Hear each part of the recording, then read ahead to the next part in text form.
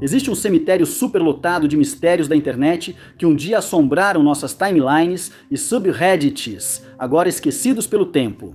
Os URLs inseguros e os sites sem sentido só são lembrados pelas lápides que marcam seus túmulos. Com vários títulos que são todos sinônimos da palavra farsa.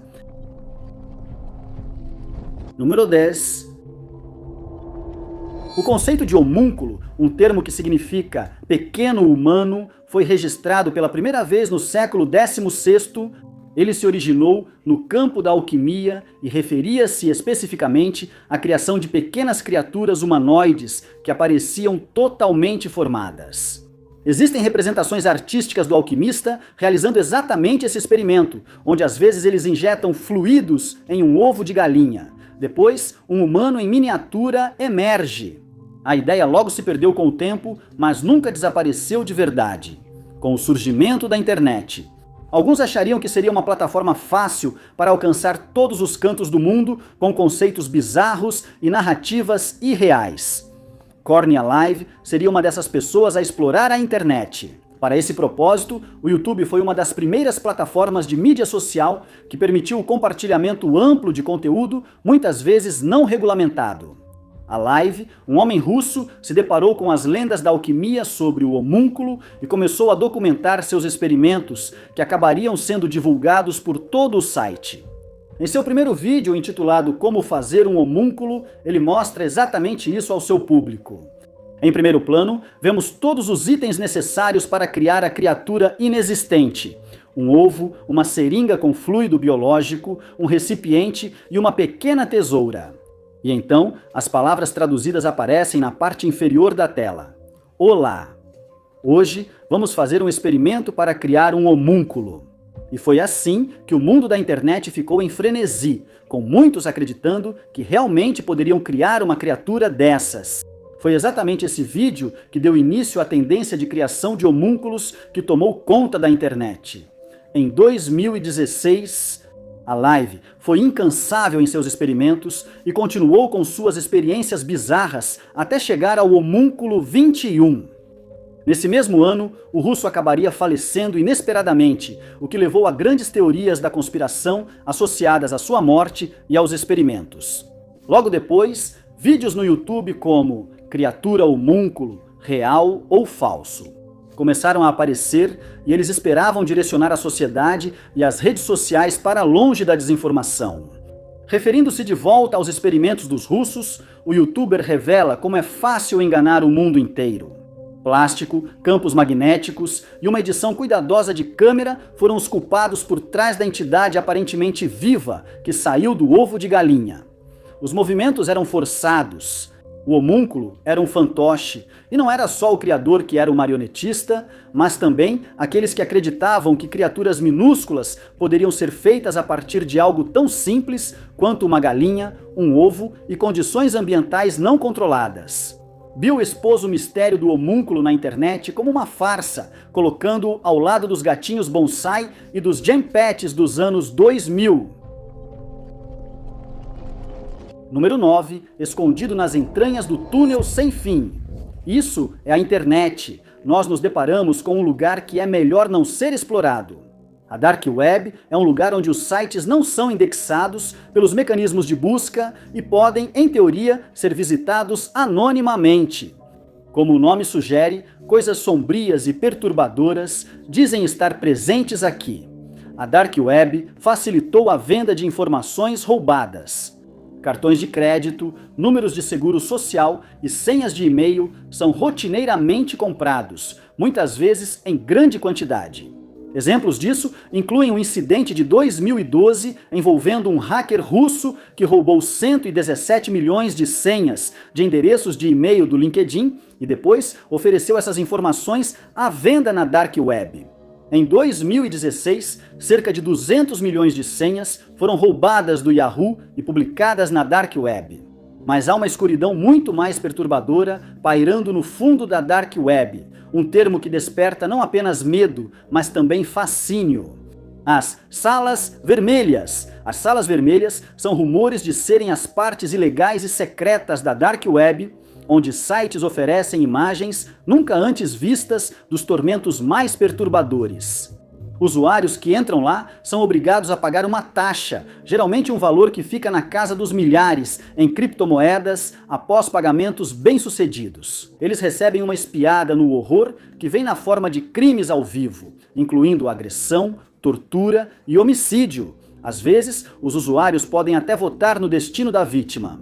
As sessões da Sala Vermelha são transmitidas diretamente da Dark Web, ocultando a identidade de quem assiste, das autoridades e até mesmo daqueles que estão por trás dos próprios vídeos.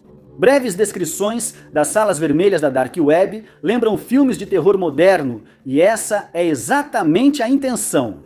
A origem da narrativa da Sala Vermelha pode ser rastreada até as creepypastas, além de vídeos conspiratórios no YouTube, filmes de terror e desafios da Deep Web.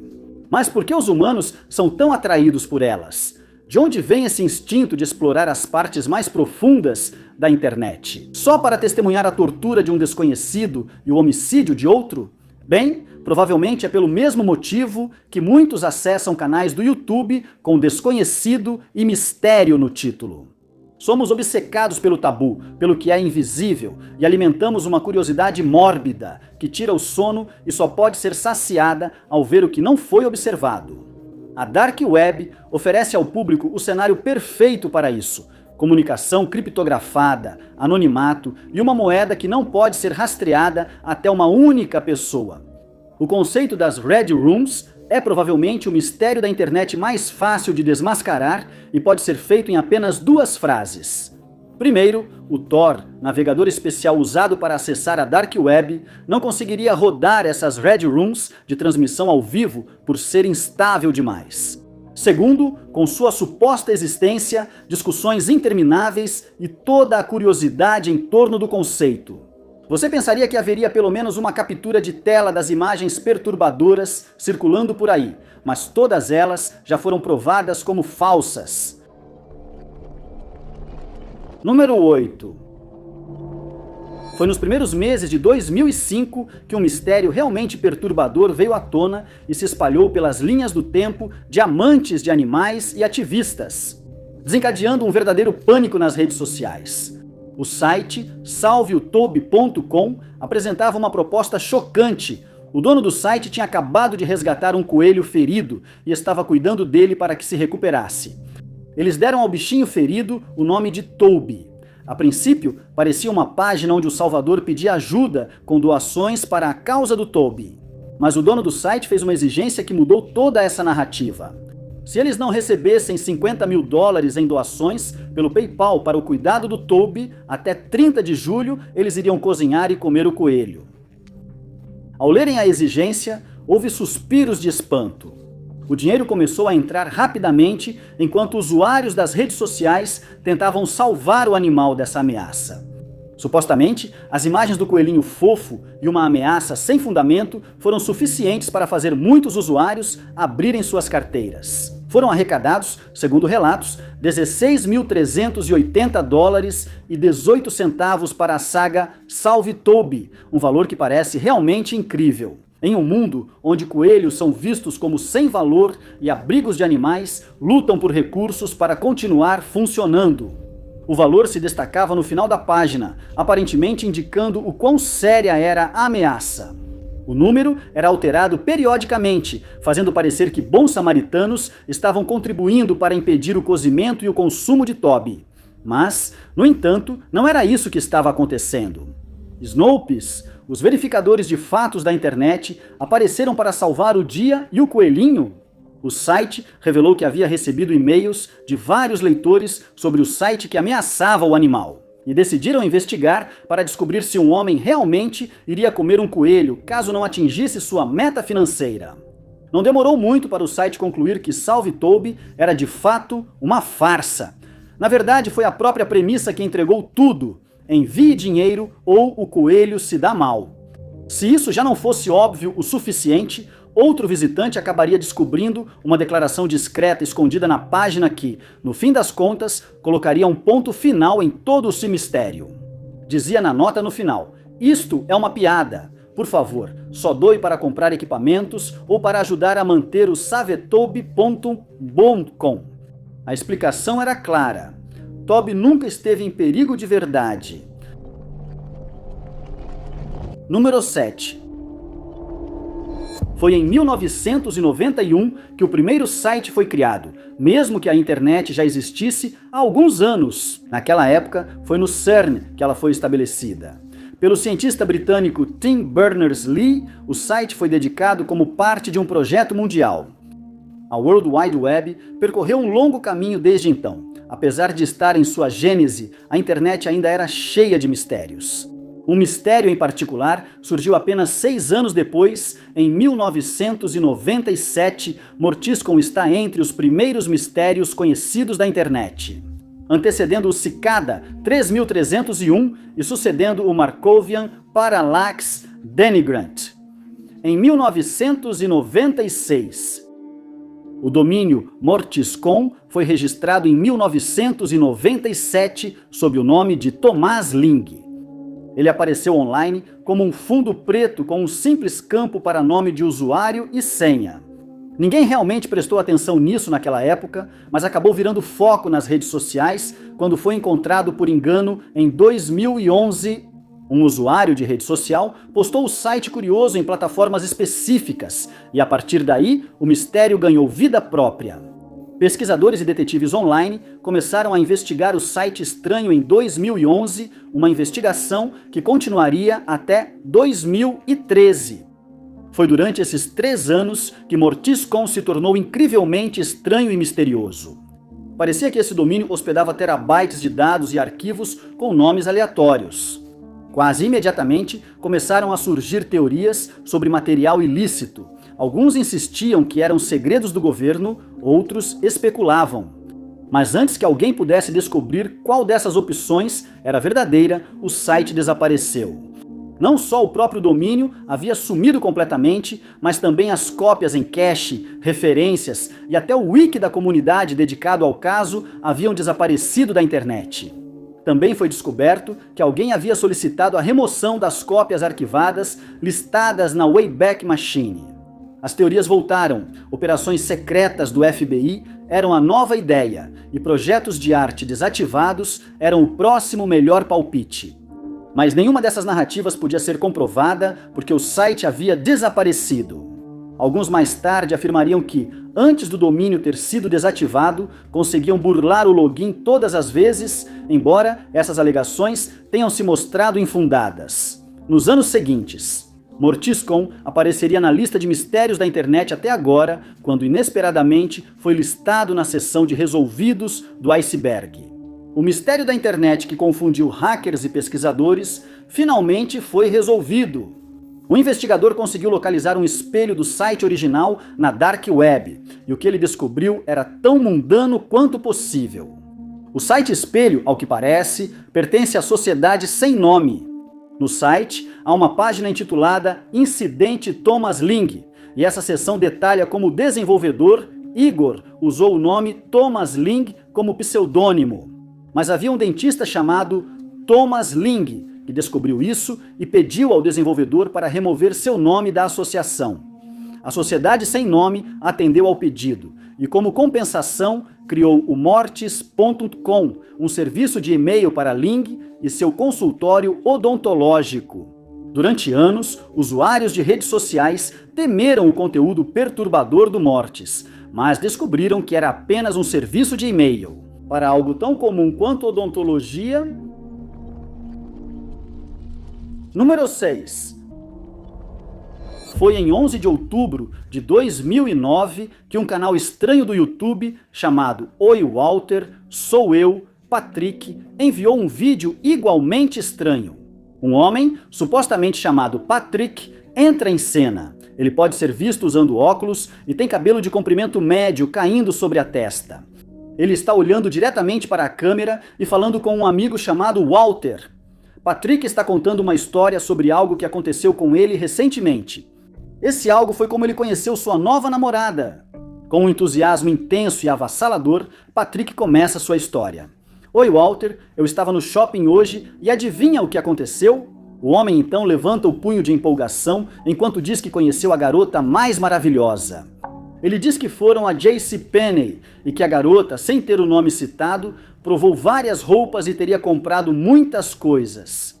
E então, Patrick diz que ele e a garota foram até a joalheria, onde ela também escolheu algumas peças. O vídeo em si é extremamente desagradável e não melhora depois disso. Eu sei que ela odeia câmeras. Ele começa. Mas eu vou mostrar ela para vocês mesmo assim. Patrick pega o aparelho de filmagem e começa a andar até a namorada. Alguém poderia esperar vê-la no sofá, assistindo TV ou no chão lendo revista. Mas em vez disso, Patrick vai até uma porta trancada, destranca e revela um interior escuro. No chão, uma figura mal visível pode ser vista. Ela começa a gritar de forma incoerente, fazendo com que o youtuber entre no quarto e bata a porta. Mais gritos podem ser ouvidos antes que o vídeo termine abruptamente. O vídeo sugeria que algo realmente sinistro estava acontecendo ali. As imagens levaram alguns a especular que se tratava de um sequestro e, com isso, uma conexão ainda mais perturbadora seria feita. Apenas 2 meses antes, uma jovem residente de Wisconsin, Kayla Berg, havia desaparecido. Ela estava andando de carro com o namorado quando eles pararam na casa dele. Kevin, o namorado, disse que todas as luzes se apagaram e Kayla sumiu durante a queda de energia, sem nunca mais ser vista desde então. Ela usava uma blusa vermelha de alças finas, um moletom azul escuro com capuz, jeans e sandálias marrons de salto baixo, além de um colar com um anel de prata. Em um vídeo postado por Patrick, a garota no chão parece estar usando uma camisa semelhante, embora pareça mais rosa. O vídeo gerou grande preocupação e viralizou nas redes sociais. Ele circulou por vários fóruns antes de acabar nas mãos de um policial. Vários anos depois, o que começou como um vídeo introdutório se tornou um grande mistério que levantou a pergunta: a garota no chão atrás da porta trancada é Kayla Berg.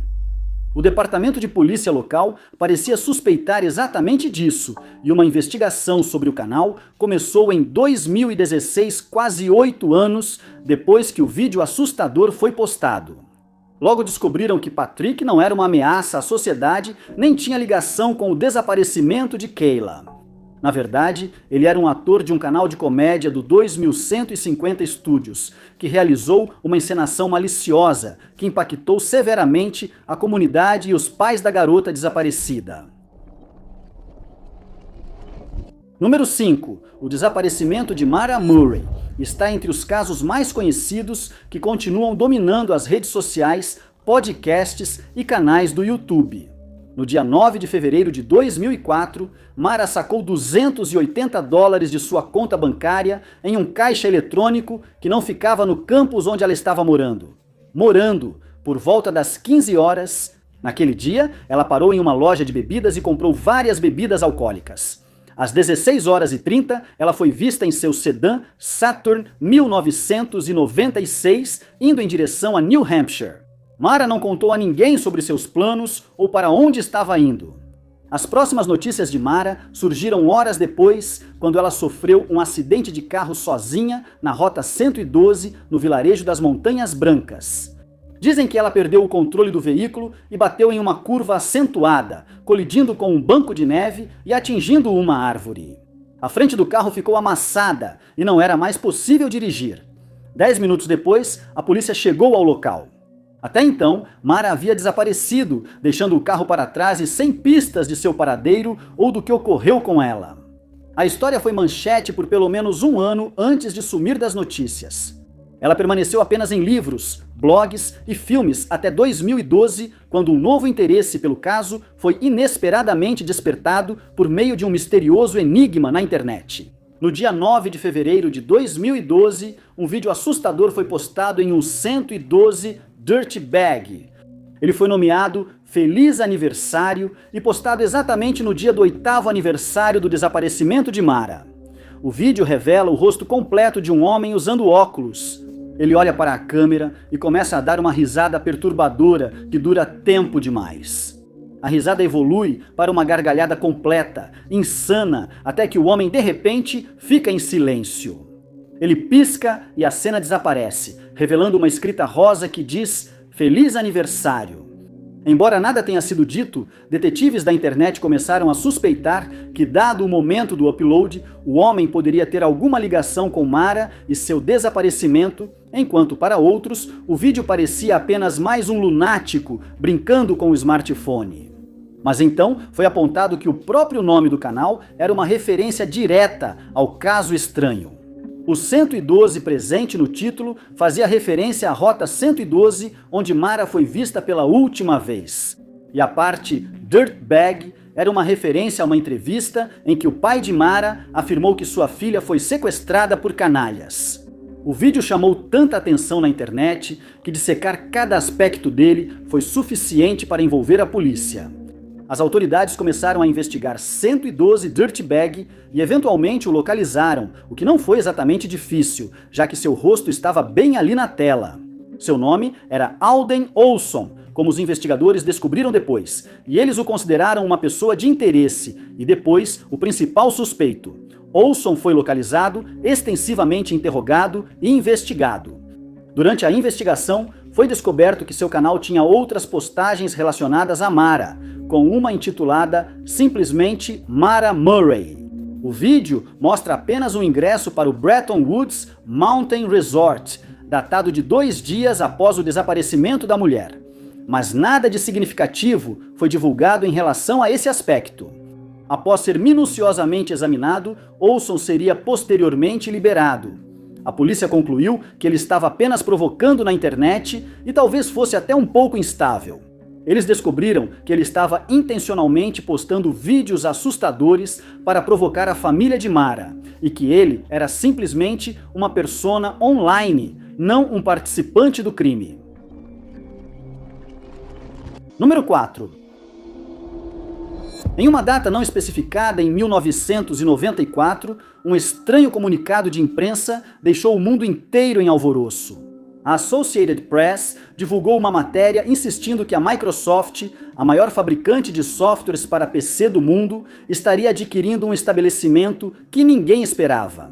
O artigo sugeria que a empresa em breve estaria adquirindo a Igreja Católica Romana, segundo uma matéria datada da Cidade do Vaticano. A matéria afirmava que, se o acordo fosse concretizado, seria a primeira vez na história que uma empresa de software de computador adquiriria uma grande religião mundial. Os termos insinuados pelo artigo eram que a Microsoft teria direitos eletrônicos exclusivos sobre a Bíblia e o Papa João Paulo II se tornaria o vice-presidente da divisão de softwares religiosos da empresa resultante da fusão. Além disso, 2 vice-presidentes seniores da Microsoft investiriam no Colégio dos Cardeais. A matéria também incluía uma suposta promessa de Bill Gates, na qual ele insistia que usaria a Microsoft para disponibilizar os sacramentos online. Bem, algum tempo depois, a Microsoft, segundo eles, não tinha nada a ver com a igreja. As investigações sobre esse caso logo começaram, e foi determinado que o brincalhão, na verdade, usou um despacho falso da Associated Press, a maior agência de notícias do mundo. O brincalhão desconhecido conseguiu espalhar as alegações pela internet, permitindo que a história se espalhasse amplamente. A partir daí, começaram as pegadinhas entre os primeiros memes da internet chamados Microsoft Adquire, onde piadas semelhantes eram feitas, sendo que uma delas afirmava que a Microsoft havia adquirido a frase Microsoft Adquire, para acabar com a zombaria. Número 3. Listada nas profundezas de um iceberg definitivo de jogos de videogame sombrios, assustadores e perturbadores. Iceberg era um nome irreconhecível. Homanzeno, o título se traduz como substantivo masculino, significando homenzinho, mas simplesmente pesquisar o nome do jogo no Google resultava em apenas alguns sites.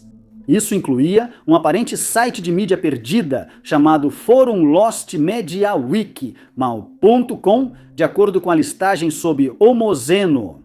O jogo de terror foi lançado em 1995 e se originou na Venezuela. Alegava-se que havia sido criado por um grupo conservador de direita da Venezuela chamado 3411. Supostamente, o objetivo do videogame era espalhar propaganda contra o ex-presidente socialista Carlos André Pérez. Neste site de mídias perdidas, apenas um colaborador está falando sobre o jogo e parece ter capturas de tela, mas o usuário não fornece nenhuma fonte para essas informações. Além disso, Romanzeno não é mencionado em nenhum outro lugar fora deste Lost Media Wiki. Qualquer outra menção ao jogo sempre faz referência a este mesmo site. O usuário do Reddit, Rototoms e Beer, ficou curioso com o nome estranho e foi ao subreddit Internet Mysteries em busca de respostas.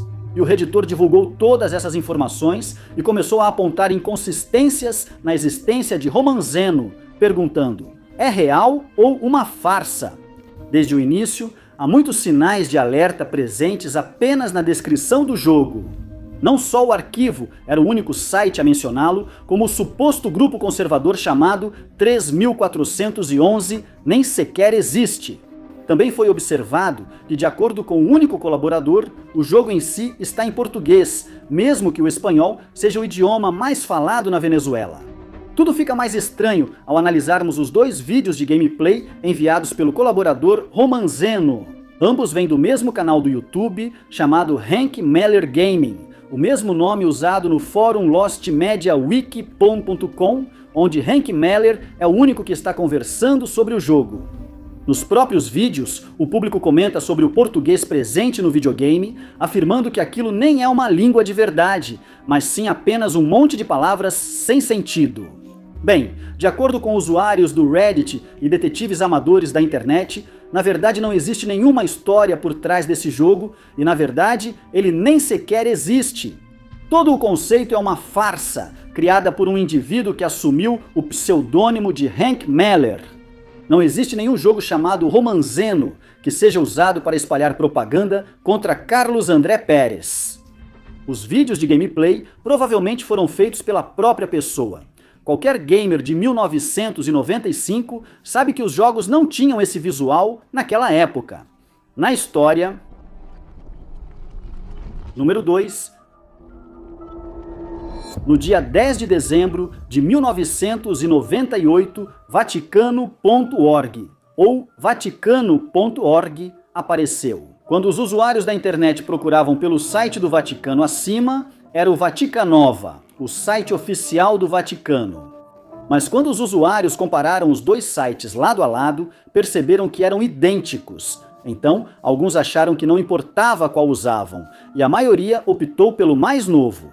Com o tempo, mudanças sutis ocorreram e passaram despercebidas por muitos usuários, pois eram graduais e não notadas por um tempo. As mudanças envolviam reformular trechos claramente contrários à religião.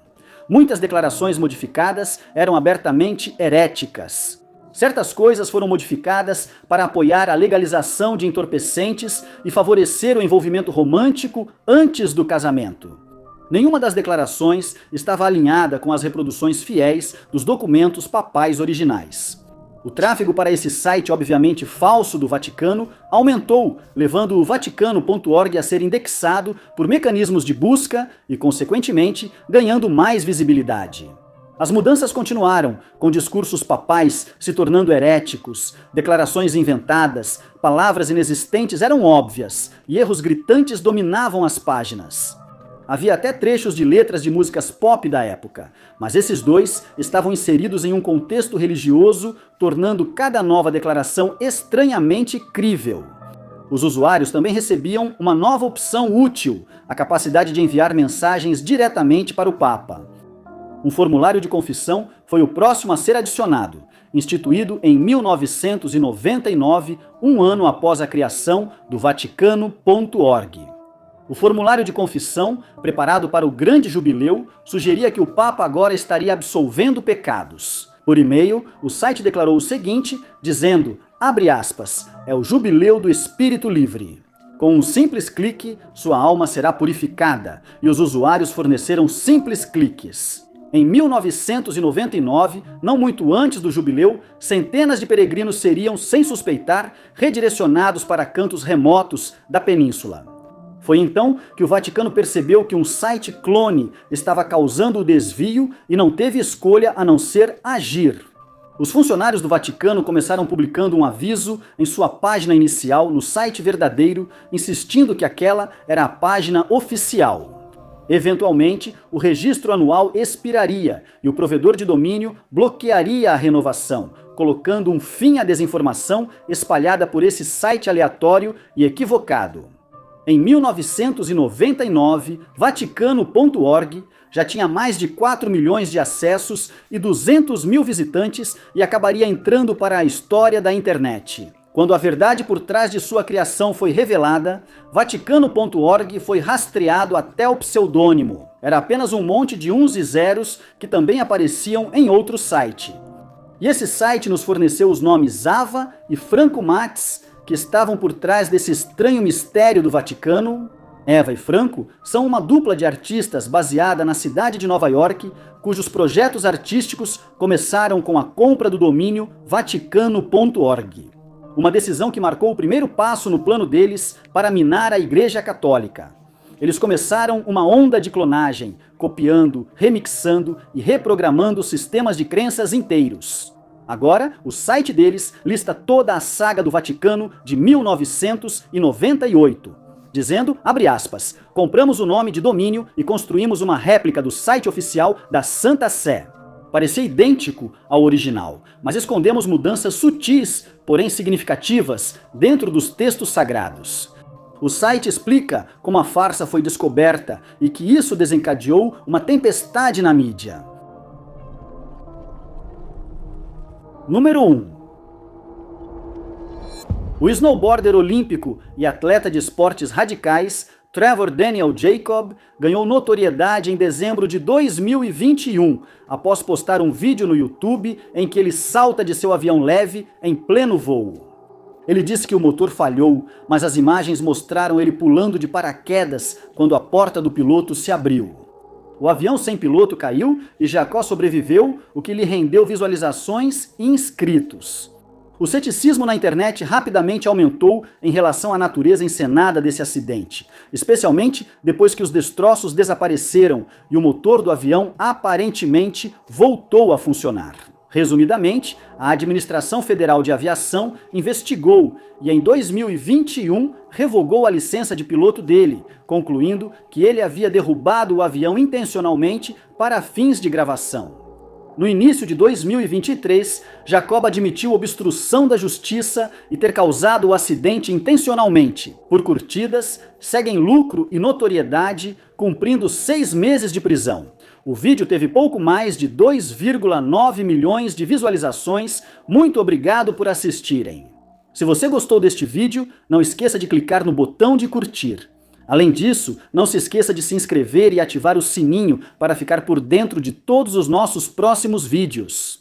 Meu nome é Top 5 Desconhecidos e vejo vocês no próximo vídeo.